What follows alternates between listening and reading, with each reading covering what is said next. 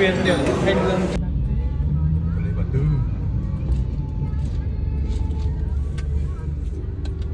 này thằng mày mày lấy kháng phạt đó này cổ không nói kia này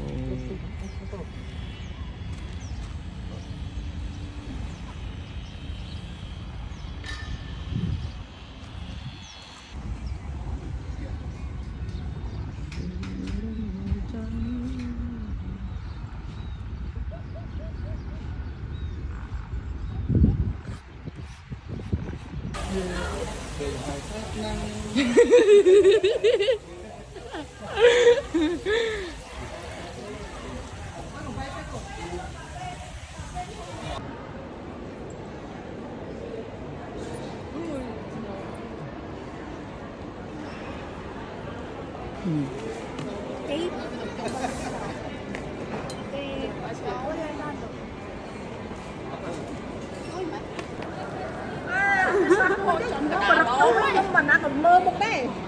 mà vô mấy cái này cái nó làm một đây thôi pizza ồ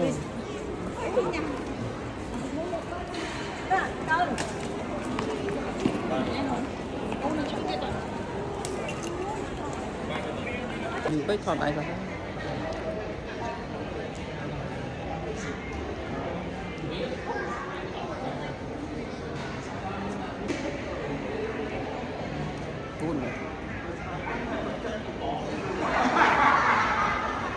chảy nghe bẩn này đa tầm một chỗ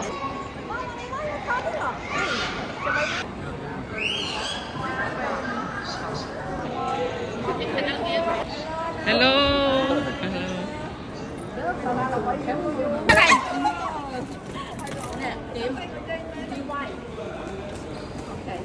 tóc cái hộ đau ông nào nè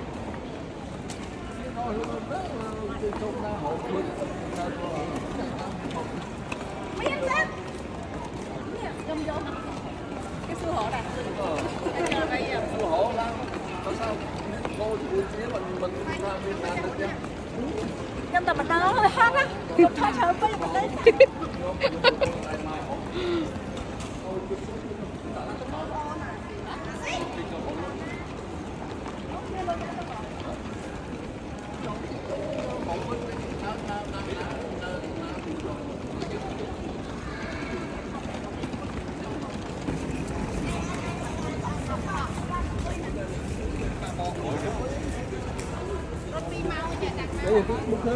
được chưa hay không thử chơi á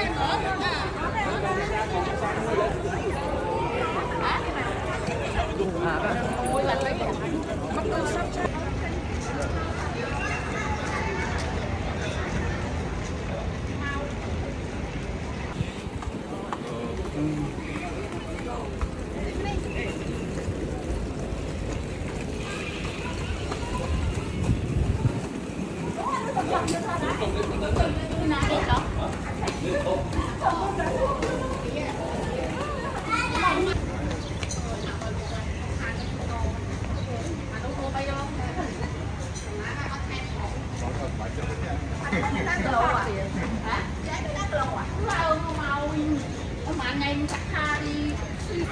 cô nó chắc tính mà mỗi lần ghét sợ non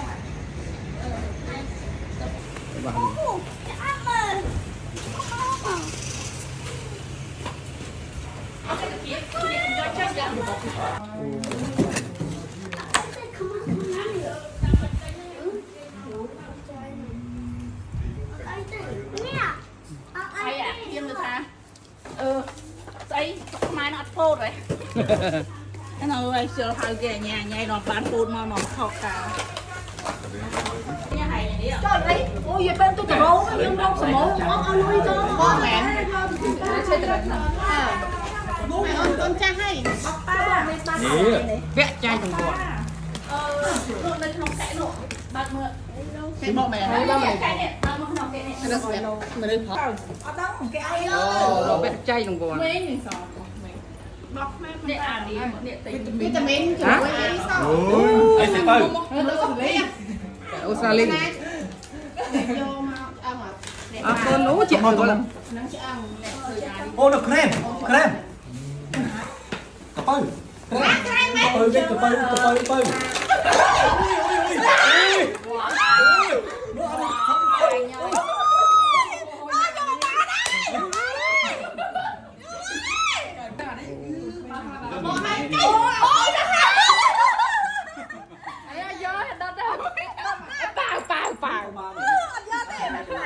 tôi đang làm ra Thôi cha nó bông cái lắc mình tích lên man. Cho anh ngầm dây tháp bè thì cho ai mình vô à. sấy à sợ tay xỉa đam mà Cha vậy bởi thôi. Cho con à thì con đến rồi là sao? Cái nó si hiểm cái bên cạnh đây mình bên camera này thì sao ông bán thô tôm sò cái sữa đó nè nó mình vô hả mày gà mình vô hơi hả nó mày kéo sẽ kỹ mình liên nó giờ ai giờ chỉ để muối tỉ nên vô vô à nên là mù say là mù ấy á mưa mù tên này ta phải có nó mà có cái miếng lơ tóc xa sờ này nè con tí ấy nè con mình đi mình vô hơi vậy con mình con ăn cho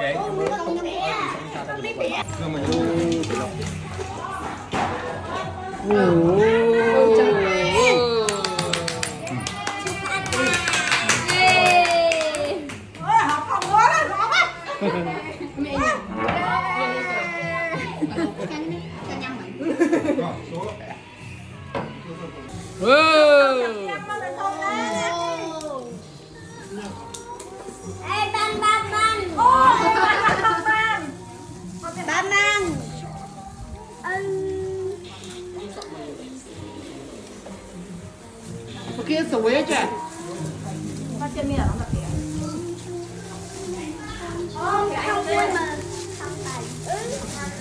cô thật là không mùi không mùi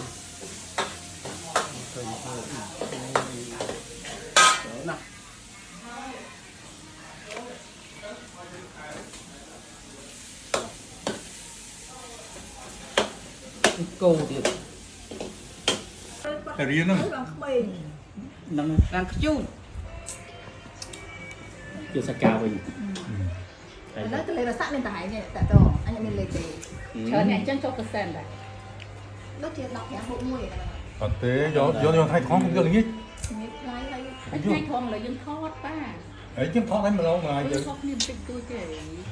chứ này có là vậy sao mà tôi thì chạy vu nè đã không ơn